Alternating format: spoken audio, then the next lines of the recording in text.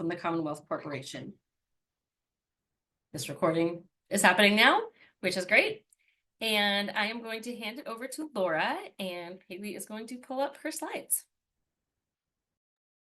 Excellent. Thank you. Well, lovely to see you all. Good morning. My name is Laura Sinelli. As Rachel mentioned, I'm the Deputy Director at the Rennie Center for Education, Research, and Policy. I'll definitely share a little bit more about just who we are and our connection to this work, but really excited to have the opportunity to share with you some of what we found over the years through our research into, particularly for young people, what does it look like to offer an effective workforce development program.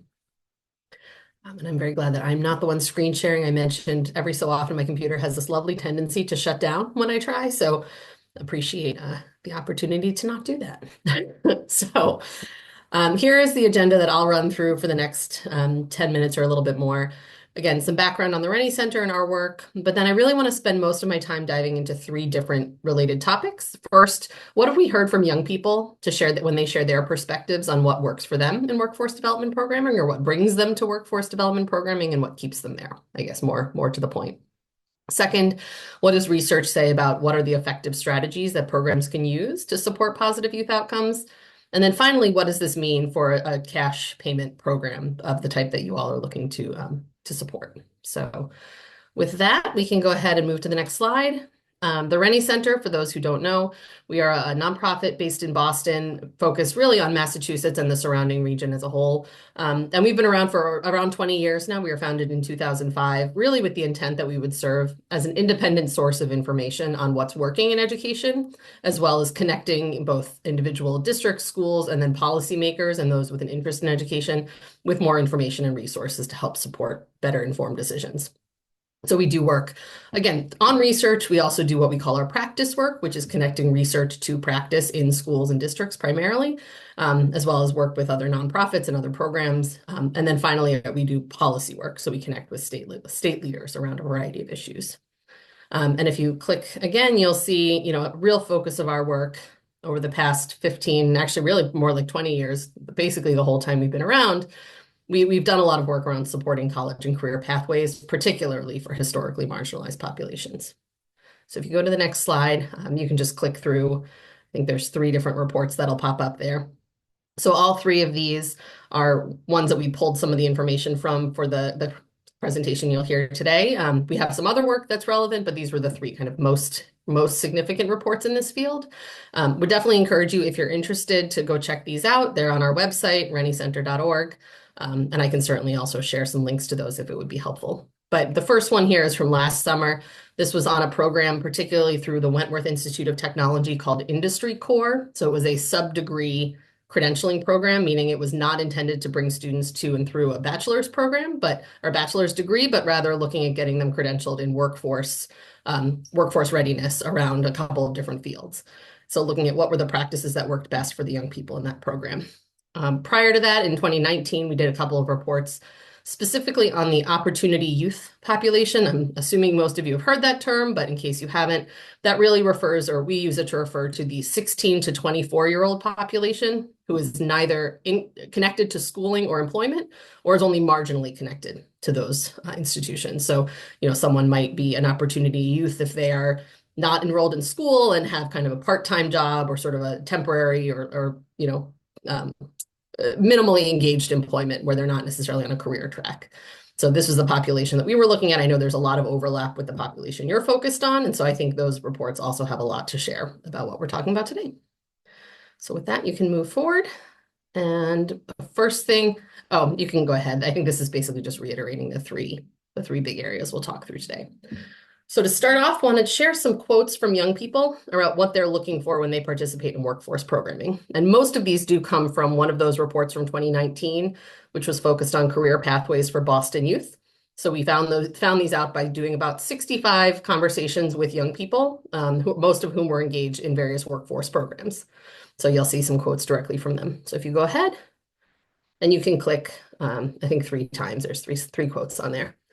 So first of all, what we found is that young people participating in programs are really doing it because, unsurprisingly, they want to improve their financial stability. We heard a lot of talk about motivation, both for themselves as well as for their families or those they support. And what it turns out is, what we heard a lot was that young people just really haven't had tremendous opportunities for career exploration often. That's not not a topic that often gets covered in their educational experiences, and it's not something they necessarily have a lot of awareness of from their own personal lives. So they might not necessarily have had opportunities for things like apprenticeships or internships, testing out careers. They haven't necessarily learned how to create resumes or do kind of workforce searching or building workforce search strategies.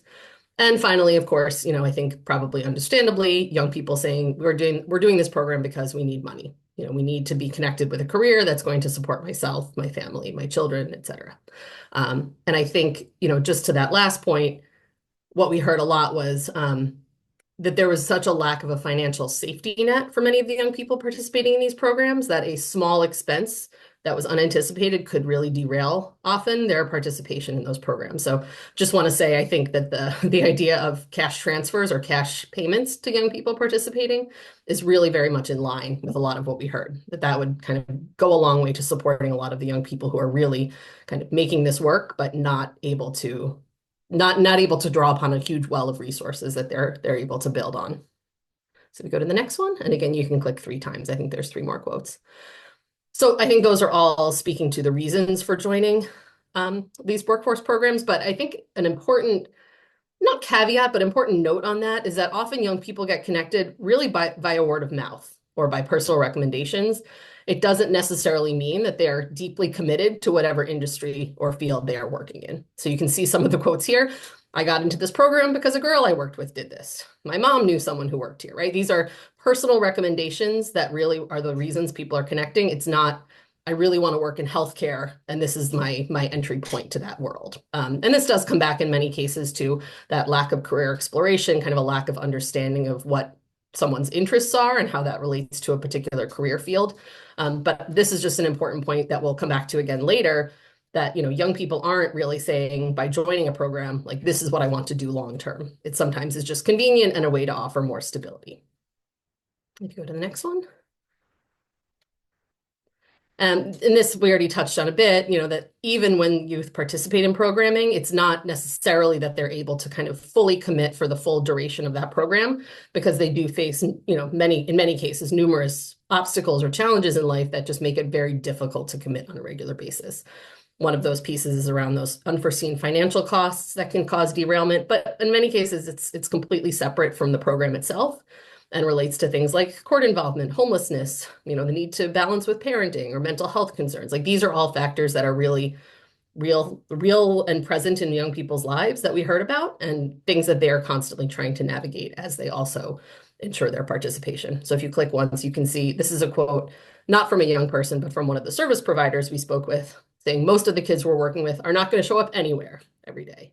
And that's just the reality of the situation in many cases. So if you go forward, I wanted to put in kind of a big something to take away from each of these 3 main sections. I think for this one, it's probably pretty clear. Young people are often joining these programs because they're looking for general training, support, and stability, not a connection to a particular career field or pathway. So we go on to the next slide. I'll run through these pretty quickly, but certainly the reports that I mentioned have a lot more information about like the research basis of what makes an effective workforce development program. But I wanted to highlight 3 in particular. So if you go to the next slide, you can see the first one, which is around hands-on experience, or really thinking about what is the value of the training that they're receiving. Ultimately, a workforce development program should have the end result that a young person could be connected to, if they want to, a paid employment in the field that they are working in. And sometimes I feel like that can get lost a little bit of, what is the end goal of this? It's not just training, it's actual industry connections. And so what we found is that the programs that tend to have the best, likelihood of success in that field are those that really work very deeply with industry throughout the process. So there's some joint, co-construction of curriculum or alignment of scheduling. In some cases, we look for programs that have what we call stackable credentials, meaning something tangible a young person can take away. So even if they, finish the program and decide this isn't the right field for me, they still have, say, an industry certification or some credit-bearing coursework that they've completed, something they can build upon in the future. So we go to the next one. I think this part kind of goes back to that first point I made about the young people not necessarily being committed to this particular field as their calling or vocation, Because what we heard is, yes, it's important to have, opportunities within that field to build hands-on skills. It's also important to have kind of general, more transferable career skills that are being built as part of the program.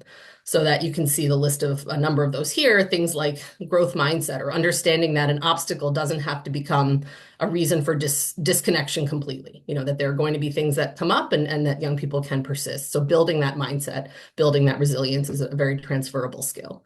But also things like problem solving, teamwork, communication, all those sort of quote unquote soft skills we often hear about when it comes to what it takes to succeed in a workplace, understanding what it means, understanding professional expectations of being in a workplace, and then also, again, those career preparation and job search skills.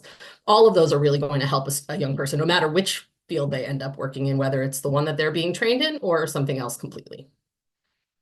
Go to the next one. And I want to really emphasize this. The reason we put it last is not that it's least important. I think in many cases, this is the most important part for young people who are participating in these programs. Relationships are really what often gets them in the door, and it's what keeps them coming back. And I think that it can't be overemphasized just how important it is for workforce development programs to really focus on this relationship building piece and a couple of different aspects of it as well. So the first is solid connections with the program staff themselves. This is often a given just because programs in many cases will really focus on trying to intentionally staff their programs with either young people or older adults who have some shared lived experiences or shared cultural backgrounds with the young people that they expect to participate. So often that kind of relationship building piece is really baked into their model from the beginning of trying to find people who are able to make that really strong connection. There's also a lot to be said for fostering a sense of community among participants, as well as looking to build really stronger relationships or mentoring connections in the workplaces that they may be partnering with. So there's a lot programs can do to help kind of encourage those ongoing mentorship or even community building experiences within the workplace. So if you go to the next one, this just summarizes again, key takeaway, looking for programs that are really doing effective work. We often will look for things like industry connections, a focus on transferable skills, and again, particularly this strong relationships piece. So if you go to the next one, what does all this mean then for how to take some of this away and kind of apply it as you're thinking about these cash transfer programs? In some cases, part of the takeaways are just looking for programs that have evidence of some of those effective practices I was just describing, can just give you some more confidence that these are programs that are well thought out, well structured. But there's some specific pieces I wanted to pull out about how those programs can really maximize the benefit of these cash payments to the young people that they're working with. So if you go to the next one, I think this piece kind of ties back in with my initial point of young people aren't necessarily looking for a linear path when they're connecting with a program. They often have kind of a little bit of a winding path that they take both to get to a workforce program and then when they're participating in and when they leave it.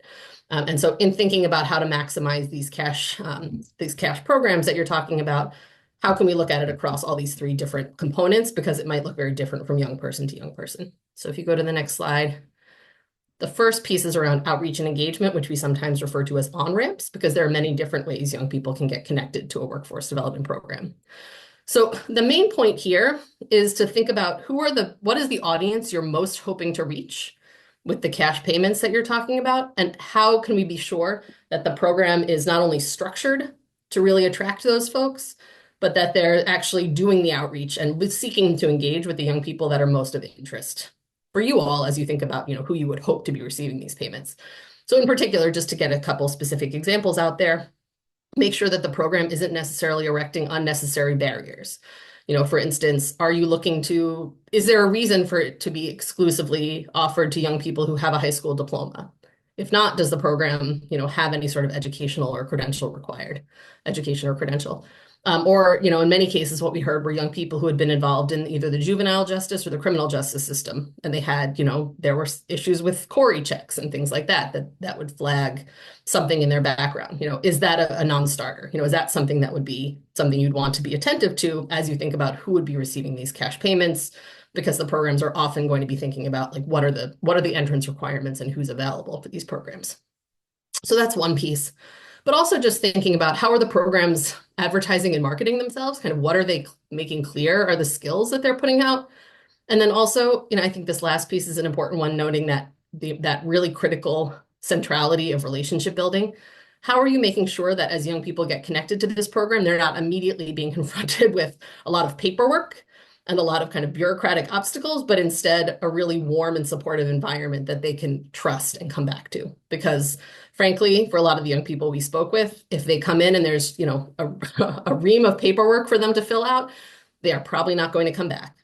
So I think that's just an important piece to consider, is how are these programs being structured to welcome young people in, have them get started, but also not erecting, again, kind of unnecessary barriers right up front. If you go to the next slide.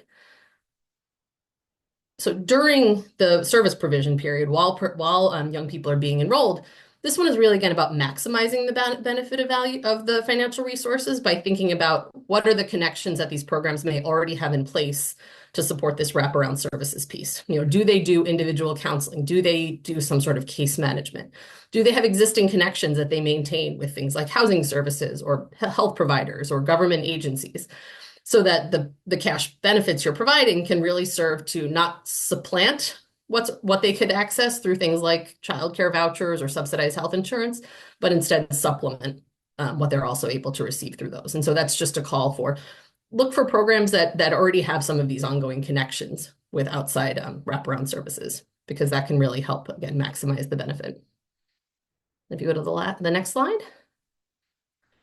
So this idea of warm handoffs or off-ramps, again, connects back to that very first idea of young people, when they join a program, not necessarily feeling like this is their final long-term destination in life. Often a young person, as they're going through a program, will feel like ultimately the goals of that program or the outcomes that they're hoping to achieve through it are misaligned with what they're hoping for themselves. And so, very often what we'll see is a young person joins a program through word of mouth. They want to have some sort of stability. They want to have some source of support, but they sort of realize this isn't for me. This isn't what I want to do. And so ideally what we would see is a program being able to help the young person with a transition to either a different program or, say, a different type of career or educational pathway in a way that doesn't then promote disruption or doesn't cause, unnecessary disruption in the young person's life. To have this sense of like, here's where you can go, here's a person you can connect with, and here's how you can take that next step. So looking for programs that have those processes in place can be a way to minimize the potential for disruption. The challenge there, which is one we heard about over and over and over again from service providers, is that often this idea of a warm handoff is misaligned with the funding incentives that those programs need, right? So the programs are looking to have positive outcomes because they need to build a case to their funders that they are serving their young people well. And so in many cases, when you have young people who start the program but don't finish, it actually produces a disincentive for the program to kind of encourage the young person to leave to go elsewhere, because it would make their outcomes look worse. And so we heard this again and again, that there's often a real challenge in the field navigating how to do this warm handoff without making your outcomes look worse, because that can cause, negative repercussions for the program itself. So if you click twice, I think there's two quotes there from different service providers. Again, one, a better way. There needs to be a better way where programs don't become possessive over youth, which is often the problem when they really want them to finish because it makes them look better. And then I think the second one is even more to the point: funding programs to help a young person achieve their outcome, not to achieve your outcome. In this case, your being kind of the program. So I think what this speaks to me is both, again, looking for programs that have these processes in place, but also on your end, thinking about ways to measure the success of this program that doesn't require a young person to stay in a particular program. And I really do want to commend you all for thinking through this and committing to the 1 year period for transfers, because I think that gets at a lot of what this is talking about. But I think there's also just kind of the ongoing question of how are we measuring success then? And so a couple different thoughts there. I mean, one is to look at how are youth advancing through kind of a variety of youth development outcomes that are not connected to the outcomes of a particular program. Another way could be, how are youth actually achieving the goals that they've set out for themselves, and measuring against that as a metric as well. So, I think there's a lot of different ways this can look, but I just wanted to call this out because it is always something we heard when we were just speaking with members of the field. And I think that is it. Oh, just the key takeaway from this part, if you go to the next slide. So again, looking for programs with thoughtful entrance criteria, lots of existing connections with wraparound services, and then defined approaches to help participants transition as needed.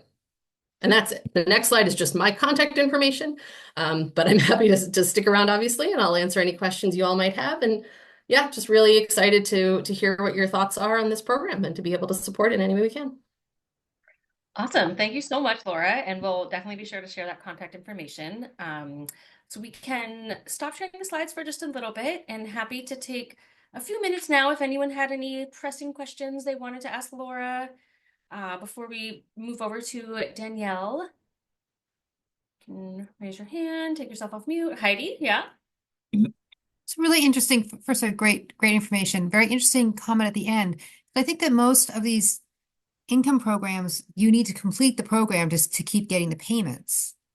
But if they were to hand them off to another organization, could those payments follow them? It's just a very interesting, like, just curious, have you dealt with that at all? So we haven't really seen programs do this sort of direct cash transfer. So that wasn't something that was built in with the models. Some of them did pay young people to participate, but those payments generally stopped if the young person left the program, I think, which is rather understandable. So that's why I was saying I really appreciate the model and the forethought that went into, requiring that the payments have to continue for a year, because I think that's a really important piece of the puzzle that's often overlooked. That we don't want a young person kind of being incentivized to stay with a program that might not be a good fit for them because they want to continue receiving whatever stipend or benefit they're getting as part of financial benefit from that they're getting. So, yeah, so not something we've really dealt with much in our research, but I think it is a sensible approach that addresses a lot of the barriers we've heard. Thank you. Yeah, and Heidi, I can just add, in some of the conversations I've had with some of the nonprofits who are hopefully going to apply, I think it is something I've had to really help them wrap their heads around. They're like, wait, if someone doesn't complete the program, if they drop out, they still get the funding. And I'm like, yes, they still get the funding. That is the point of the guaranteed income. Does anyone else have a pressing question? Yes, please, Kate. Hi. Yeah, thank you so much for the presentation. And I'm the last points I think are often stick in your head, but that was really an area that I was curious about, because in terms of measuring impact, because this has been ongoing challenge for decades now, how to appropriately measure impact of our funding. And so you touched on some of the other ways to think about it, but do you have any either concrete examples of organizations that are doing that well, thinking kind of outside the box of how to get out of the success of the program and moving to success of the youth, or other kind of models that you would recommend considering, or how to approach it? Yeah, it's a great question. Again, I have more, I think, ideas that have come up than, someone specific to point to who's been doing this really well. Part of it is we didn't get fully into the details of, for every program we spoke with, how are they measuring success? I can say that years ago, and this was probably even before the 2019 reports came out, so I'd imagine it was in some conversation around those. We were talking with the Boston PIC around their the summer jobs program that they run, which is a huge effort every year. And they had at that point, and I wish I had it to share, but again, this was a long time ago. They had a really great workforce skills checklist that they would use to measure, what were young people who are participating in that summer jobs program, what were some of the skills they were building. And so it was something that they use more as kind of a coaching or ongoing, reflection tool of, are the young people in this workplace, say, building skills with timeliness? Are they showing up prepared to do the work? Are they, communicating their needs? It was more that general kind of transferable soft workplace skills piece. So I think to some extent, that really stuck with me as just a really powerful example of one type of work here that could be done is, are young people building the skills they need to succeed in a workplace, regardless of which workplace that tends to be.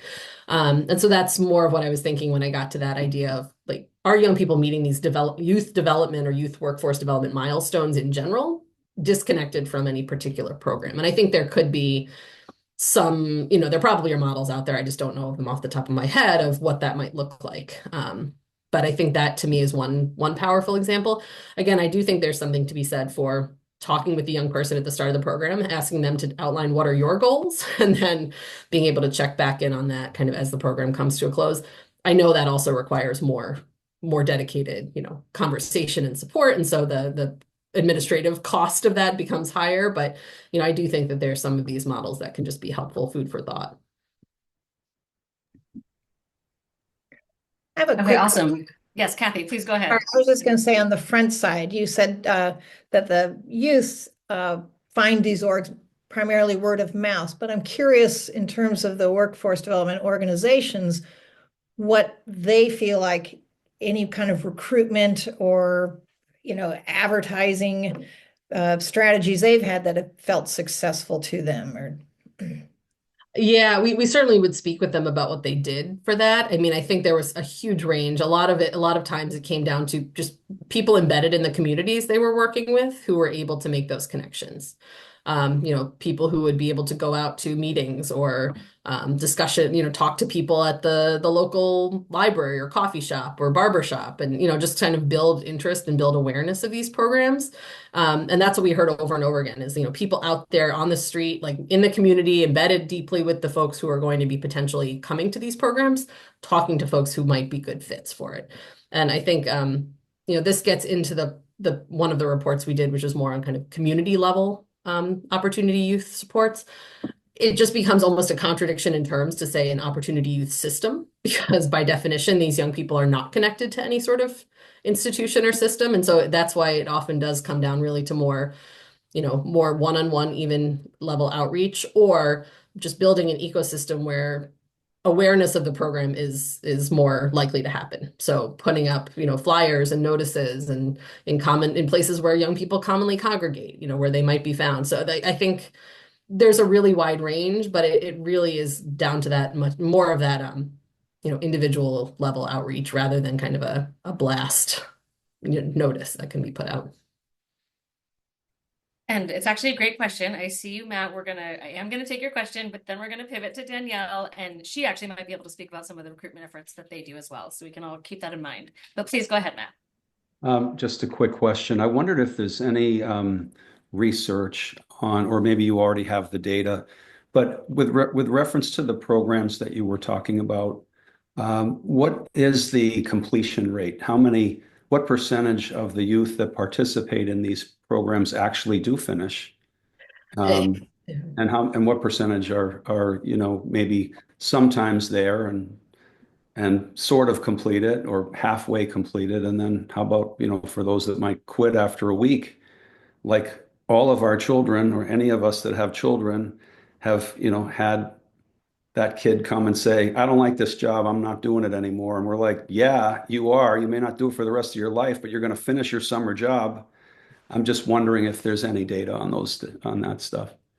It's a great question. I don't have it at my fingertips for sure. I can do a little digging and see if I can come across it in some of the sources we've pulled from in the past. But yeah, I don't know off the top of my head. And my hunch is that there's probably quite a range, both from program to program and then just depending in part on how many other options there are. So, when you have a more dense ecosystem where there's more workforce programs available, you might have young people who are again kind of more likely to kind of quote, shop around in some ways. So unfortunately, I don't have a great answer for you, but it's a good question. And I think one that would be a good one to investigate. Would that mean that in our search for the right fit for our dollars, that we look for programs that have multiple pathways, multiple types of programs within them?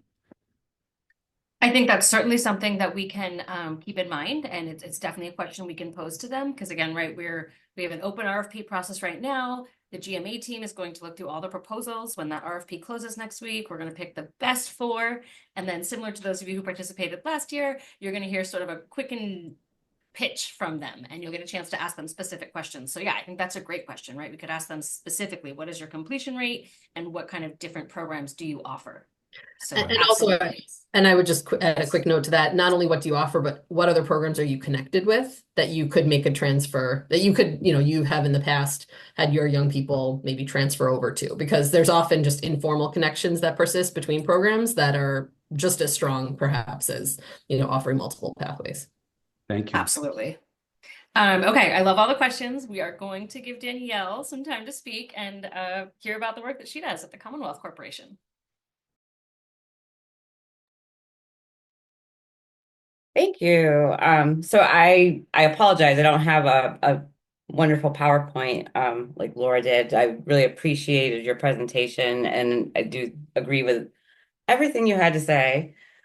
So my name is Danielle, and I am the Associate Director for the Skill Up Initiative at Commonwealth Corporation. And so Commonwealth Corporation, for those of you who don't know, we are a quasi-public agency based in Boston, but we're a statewide workforce development agency. So we, as a whole, are committed to ensuring that Massachusetts businesses have access to a pipeline of highly skilled workers, that youth and adults in Massachusetts have pathways to good jobs in our growing economy.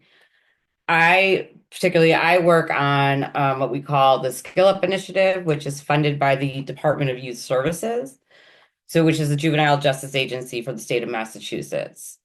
So I oversee the what we call the core services of that initiative, which is career navigation and employer outreach specialist services.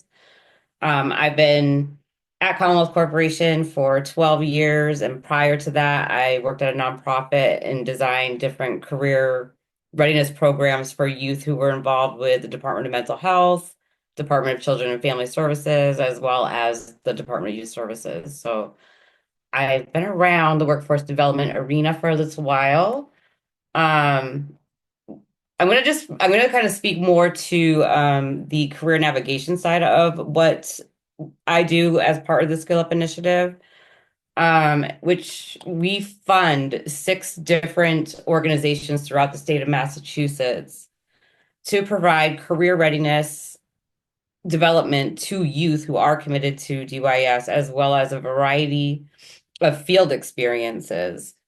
So our young people are anywhere, they can get committed from the age of 12 up to the age of 21. However, for workforce development, you have to be 14 years old to work legally in the state of Massachusetts. The average age of our young people are 17.8. Our youth are getting older. So one of the things that we think, is really important to look for when you are funding programs for young people is having that variety of exploration that I think Laura also kind of spoke to. So trying to make it as individualized and personalized as you can, because I think when it's like a canned program, that can be a little bit more difficult for young people. However, they're not saying that those aren't important. As Laura mentioned, like sometimes young people just want that connection for the transferable skills.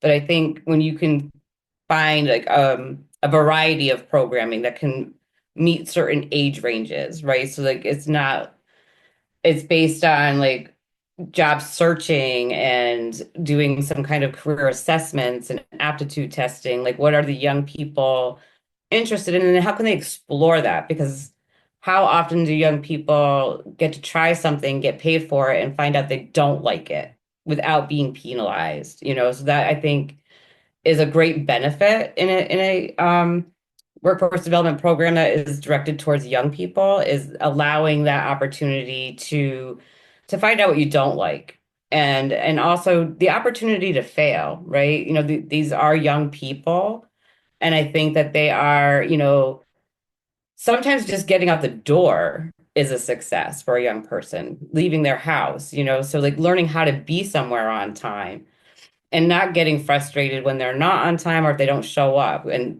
no call, no shows are like really famous, when you're working with young people.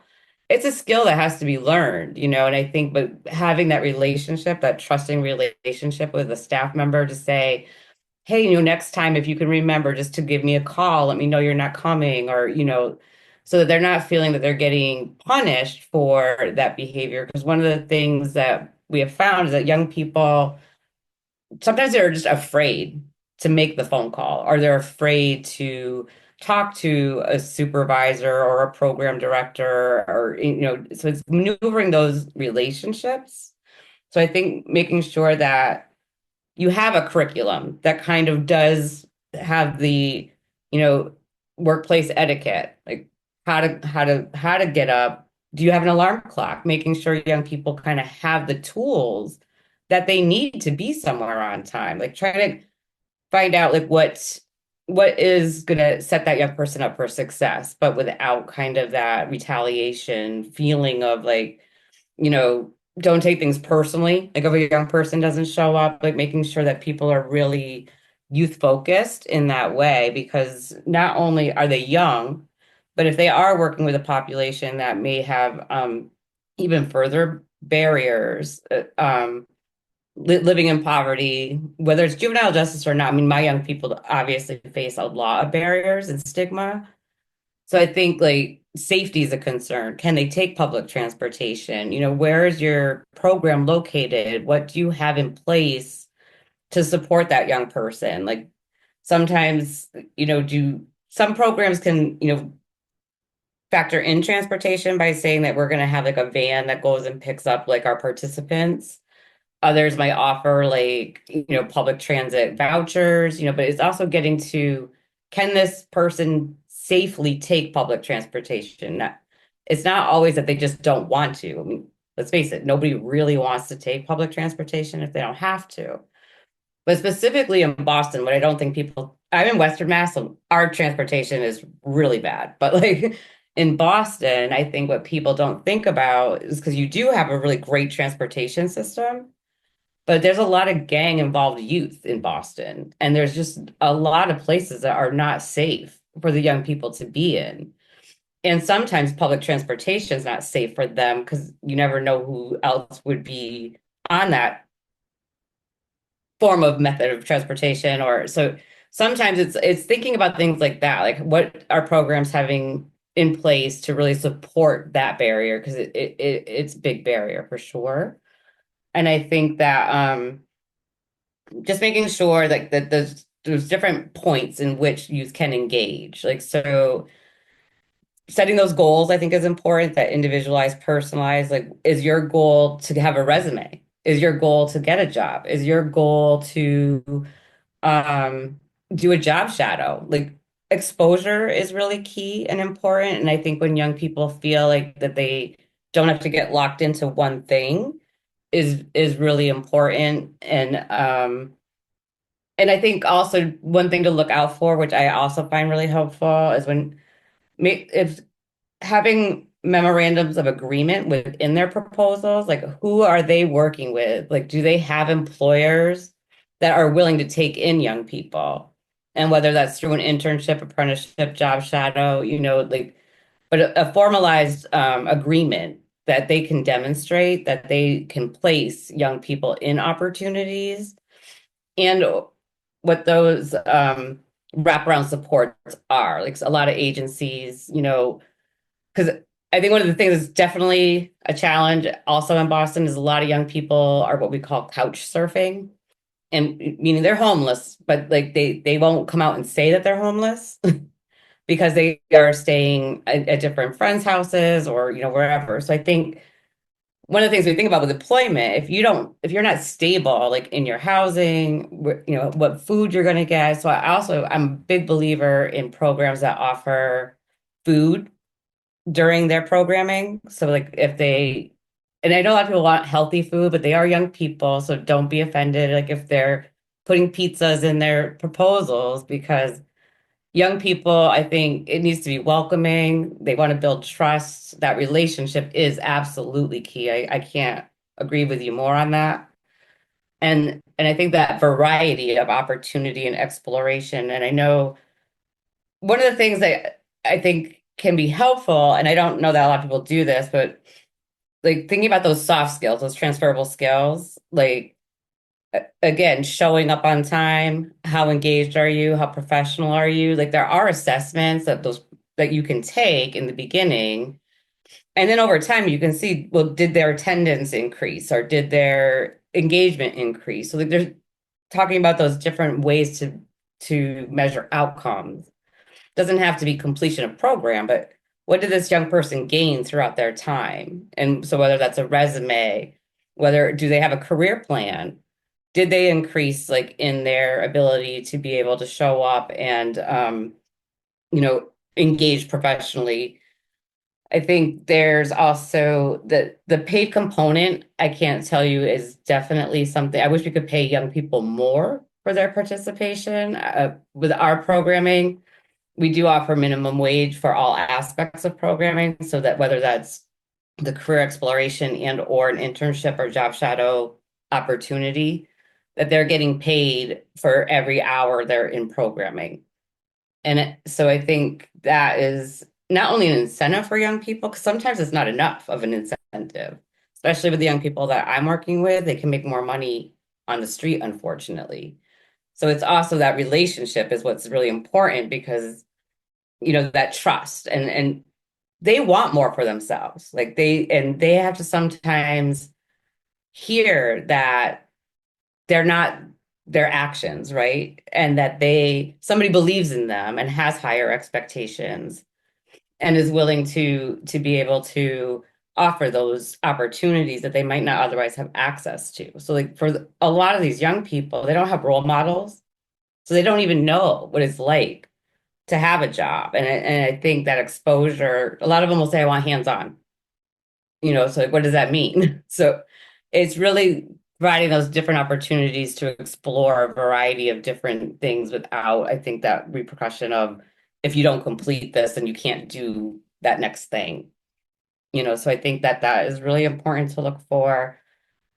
And so again, I guess for me, success, it's based on the youth. It can't be based on a program, because and I know that that's hard in this world, because like if you have a WIOA funding, like you can't get around that, right? So there's some funding streams, like it is based on that.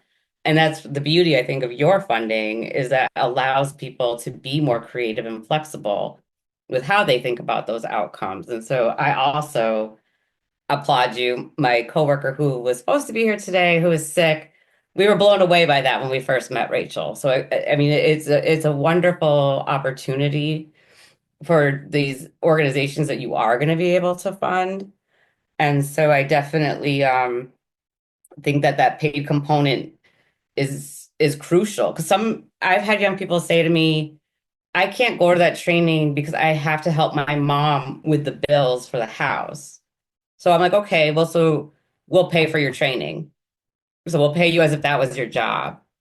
And if that's what it takes to get a young person through a training that earns them a certificate to then get a better job, I think that that's an amazing opportunity that young people don't often get. So I think really looking at the creativity in the proposals that you're reviewing, seeing how many opportunities they have and how many different certifications or pathways maybe a youth can explore or have access to, I think is another thing to be looking at.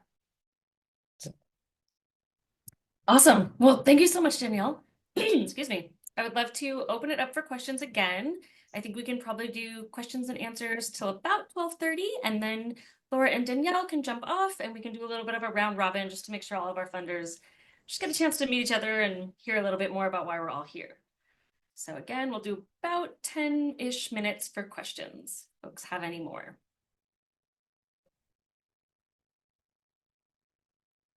While you all think, I can start. I would love to hear from either Laura or Danielle just about what trends are we seeing in terms of like the types of workforce development that kids or youth are most interested in currently, if we have anything to speak on that.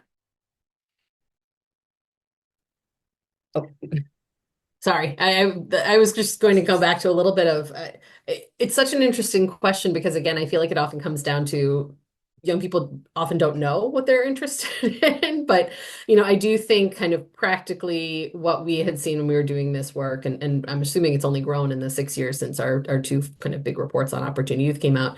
Certainly industries like healthcare, construction trades, kind of those building trades, things in the kind of IT or computer coding type fields, like those are all ones that I think just have been really, those have all been fields that have had a lot of growth probably in the workforce development community, but not necessarily because young people are interested, but more because of the job potential coming out of those. And so I think there's a little bit of, where is the market pushing versus what are the young people actually looking for? And there's not always alignment there. When we really dug into with young people who are in those conversations and focus groups to say, what fields do you want to work in? Very often either they didn't know or it was something kind of, they said, oh, I want to start my own business, or, it was something a little less defined than like, I want to work in healthcare. But I think, again, the workforce programming is often separate. The demand side of the workforce programming doesn't always drive the supply, if I can put it that way. Yeah, that makes total sense. Danielle, were you going to add anything? Yeah, I think definitely, some of what Laura just mentioned, we've a lot of trades has been popular because not all of our young people want to pursue post-secondary education. And so the trades are a really great way to get into a high-paying field. I think some of the barrier has been with the union. So looking at like non-union trades, I think is something that would be really helpful and beneficial for young people. I think that security has been something that has been really popping up from our population anyway. So I can only really speak to the young people I have access to. So security and IT definitely, but and I think again though I can't echo enough about young people don't know what they don't know. So providing that opportunity to explore further or have access information sessions, from different fields. Healthcare, I think, is definitely popular. I would say with the young people I'm working with is a barrier though, because obviously for their backgrounds. So I think it's also being able to work with young people around what's transferable. Like if healthcare is not an option. I mean, it's the leading industry in Massachusetts is healthcare. And there's a lot of opportunity within healthcare. I think a lot of young people think of medical. And so I think also exposing young people to healthcare is one of the top industries in Massachusetts, but you can still do environmental services or you can do administrative services. So I think just opening them up to what's beyond within an industry is also important to be able to expose them to. Yeah, that makes total sense. Kathy, were you taking yourself off mute before? If you have another question, please go ahead.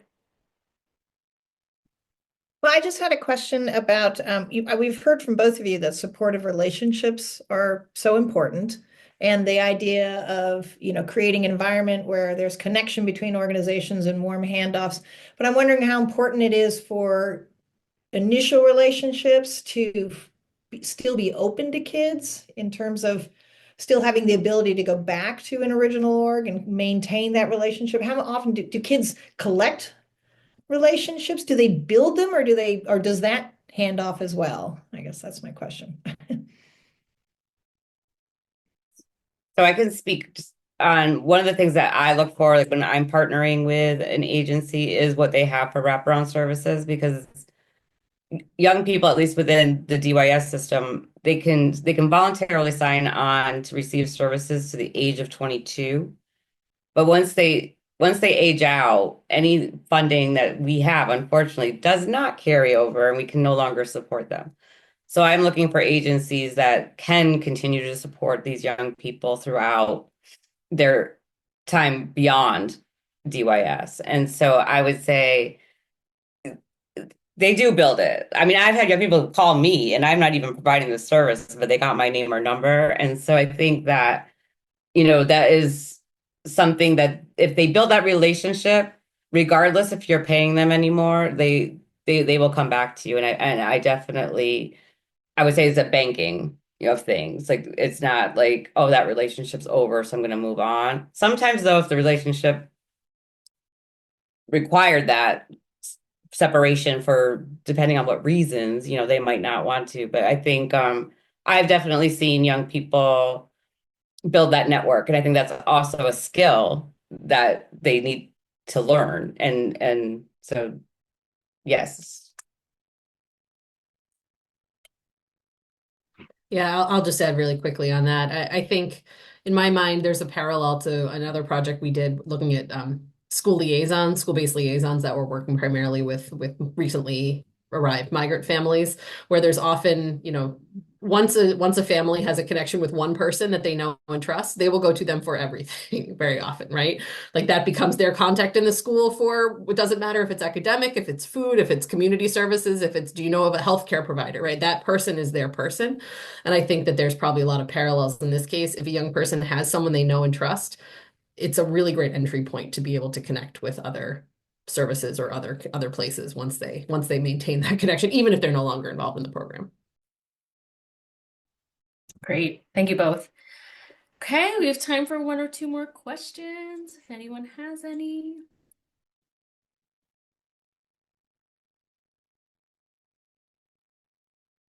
Okay, no problem, Susan. Thank you for letting us know.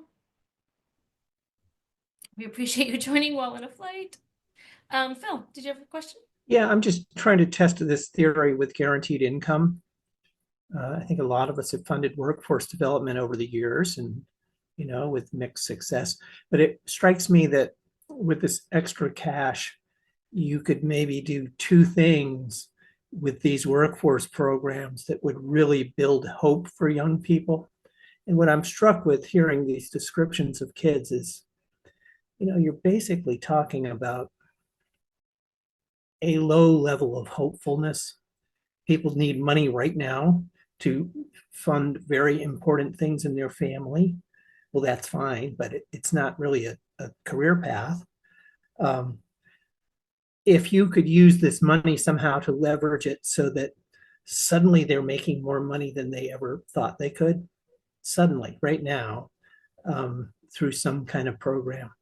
And you also bought time for very rich exploration of interests and career hopes. That would be a great program. Do you think you could do that with such a with not much money to spend, but could you do those two things? Raise income beyond what anyone had hoped for, and then also really light a little fire in terms of career interests. And that to me would be a great grant, but I don't know how realistic that is. It's a great question. I think the one thing which I would I wouldn't say push back, but maybe just modify slightly. I actually do think a lot of the young people we heard from would characterize themselves as hopeful in the sense of they're in this program because they want something better for themselves, right? So, the young people we spoke with were in workforce development programs, so they had the experience of disconnection, and now we're sort of coming out of that, and we're experiencing what it meant to be connected to this opportunity. And Plus, wouldn't you say that age range is itself an opportunity? I mean, you're only young once. And right. Absolutely. It's a great time in life. Absolutely. Yeah. And I think what we heard a lot was the expression of being here and doing what I'm doing now. This is my opportunity. Like, this is my chance to do something better for myself. And so I think what that tells me is it probably comes back a little to that growth mindset or resilience piece. So there's going to be the need maybe for some coaching and support around this. I don't think it's a natural add-on to getting the funds, but I think, okay, you're getting these funds. What does that mean? How can you use this to now invest in yourself and take that next step that, will really push you on to where you need to go? So it's more about the mindset shift of what does it mean to get this money and how are you going to use it for the future that could really have those kind of, snowballing benefits of the type that it sounds like you're talking through. And I would just add, Phil, that, part of what we did when we designed the RFP is we did leave it up to each nonprofit program who applies to let us know how much money they would give and how big of a cohort it would be and for how long, because we assume that they know their participants best. So I think this question of how much money they give each month is one that I'm really interested to see, right? Because if you're giving someone $150 a month, that's going to help make sure they have gas in the car, or they can pay for public transportation or cover their cell phone bill. Like, that's going to, help keep things running, but it's not going to pay their rent, right? So we don't know what some nonprofits might choose to say, nope, we're going to do a really small cohort. We're only going to have 10 people and we're going to give them $1,500 every month. And that's really going to be a catalyst to change things, versus another one might choose a much smaller amount. So I think to some extent, we're going to see a wide variety. Okay. And with that, I am going to let Laura and Danielle step off. Thank you both so much for joining us today. It was such a great presentation and discussion, and we really appreciate your time and your expertise, and just thank you so much.